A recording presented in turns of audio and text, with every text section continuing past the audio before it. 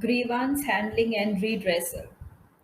A grievance can broadly be defined as an employee's dissatisfaction or feeling of personal injustice related to his employment. It arises when an employee feels that something has happened or is happening to him which he feels is unfair, unjust, or inequitable. Um, any feeling of discontentment or dissatisfaction over something is not a grievance. The unhappy feelings must find their way in the form of a complaint. When the complaint remains unattended, then the aggrieved employee feels that he's being taken for a ride and his dissatisfaction grows and assumes the status of a grievance. It is thus a complaint that has been put in writing and made formal. Let us look at some of the definitions given by the experts.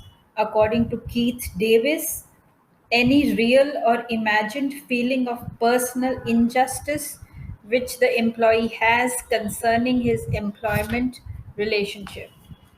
According to Filippo, a grievance is usually more formal in character than a complaint. It can be valid or ridiculous and must grow out of something concerned with company operations or policy. All these definitions have some features in common. First, discontent or dissatisfaction. A grievance refers to any form of discontent or dissatisfaction with any aspect of the organization. It could be an economic grievance related to wages, bonus, wage revision. It could be related to work environment, poor safety, etc. It could be related to anything else like supervision, work group, etc. Secondly, it may be real or imaginary. The discontent can arise out of a real or imaginary reasons. When the employee feels that injustice has been done to him, he has a grievance. And the reasons for such feelings may be valid, invalid, rational, irrational, or what have you. Thirdly, it may remain voiced or unvoiced. Discontent per se is not a grievance. The employee may complain orally or in writing, and if it is not taken up, if it is not looked into promptly, then he feels a sense of injustice being done to him. Lastly, a grievance may be perceived non fulfillment of expectations. It may refer to some kind of non fulfillment of one's expectations leading to dissatisfaction with any aspect of the organization. So let us again reiterate the difference between complaint and grievance. Mere complaint against anything is not grievance.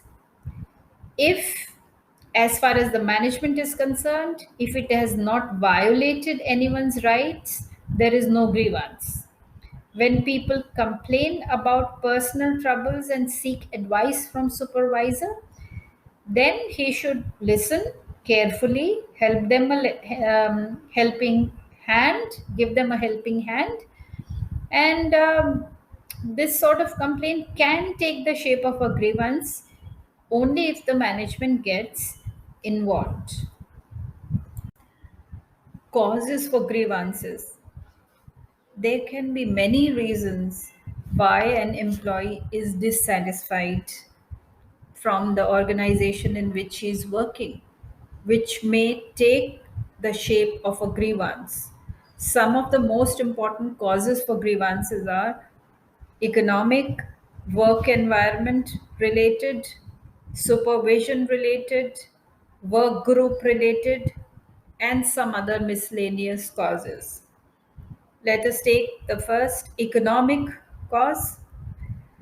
Economic causes relate to grievances which arise out of wage fixation, overtime, bonus, wage revision, etc. Employees may feel that they are paid less when compared to others. They may feel that they are not getting enough bonus or they have not got a wage revision. Secondly, work environment related grievances, poor safety and bad physical conditions, unavailability of tools and proper machinery, which may lead to um,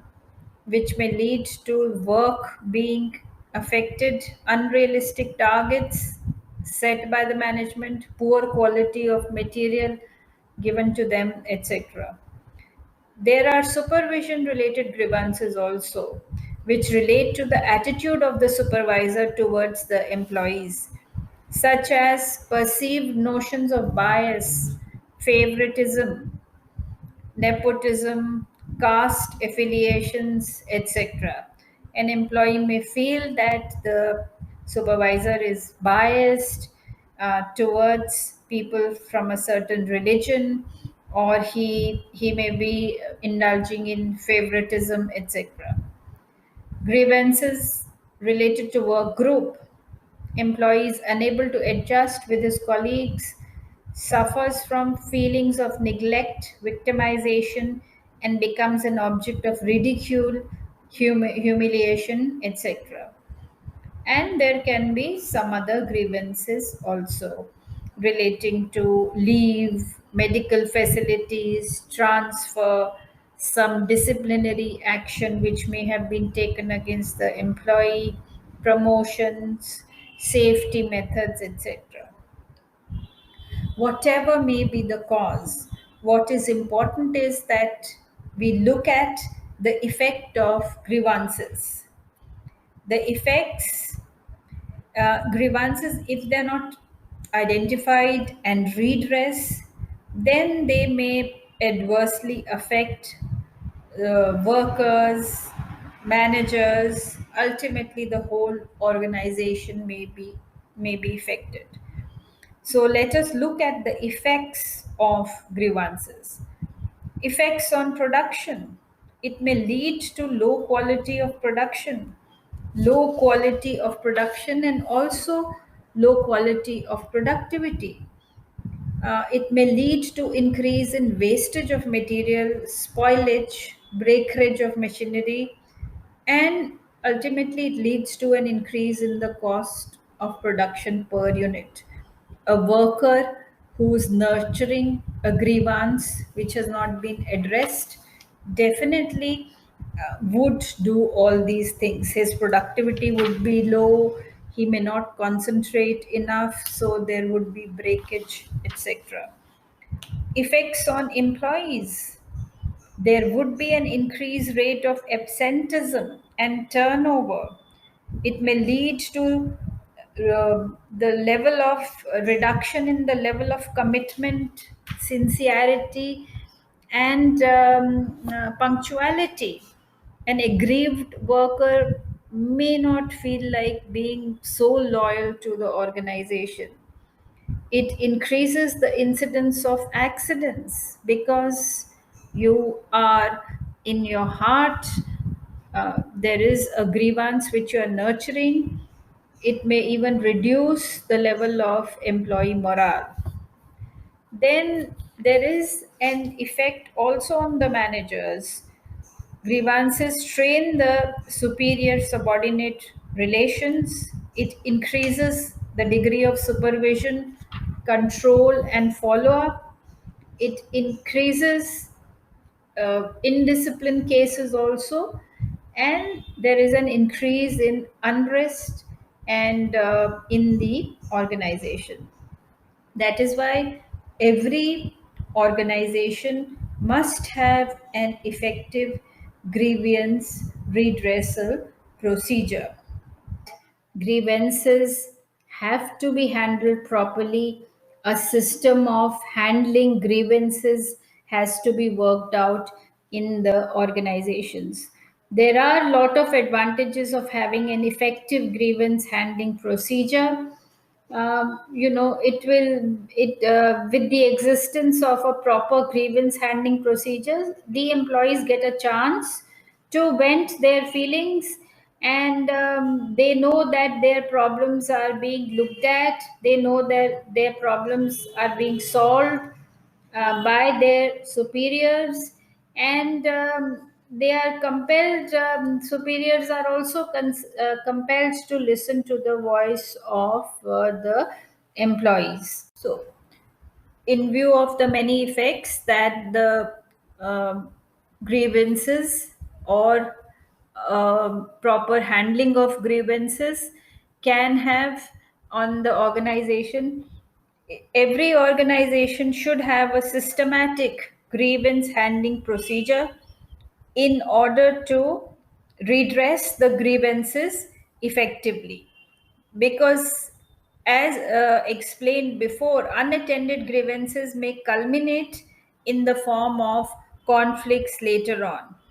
So, what are some of the prerequisites for a good and effective redressal policy? Firstly, it should conform to the statutory provisions. Due consideration must be given to the prevailing legislations while you are designing a grievance handling procedure. Secondly, there should be clarity regarding every aspect of grievance handling procedure. It should be clear, it should be clearly known to all the employees, whether the complaint should be written, it should be oral, or what is the maximum time in which the redressal is assured, etc. Thirdly, the grievance handling procedure should be simple and short. It should not be a complicated procedure.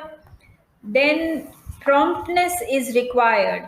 That means that the grievance of the employee should be promptly handled and the necessary action should be taken immediately, which would be good for both the aggrieved employee and also the management. Then, supervisors and union representatives should be properly trained in all aspects of grievance handling beforehand, so that the problem is solved and it is not complicated. And lastly, the most important thing is that there should be a follow up action. The personnel department should keep track of the effectiveness and the functioning of the grievance handling procedure, and definitely they should make necessary changes from time to time. So, what we find is that grievance handling is a formal procedure, it is a formal communication between an employee and the management, which is designed to settle a grievance or a dispute which may occur.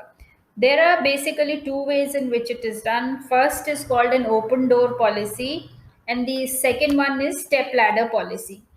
In the open door policy, the aggrieved employee would meet the chief executive of the organization, express his feelings of discontentment or unhappiness, let us say fairly, and the issue should be resolved quickly.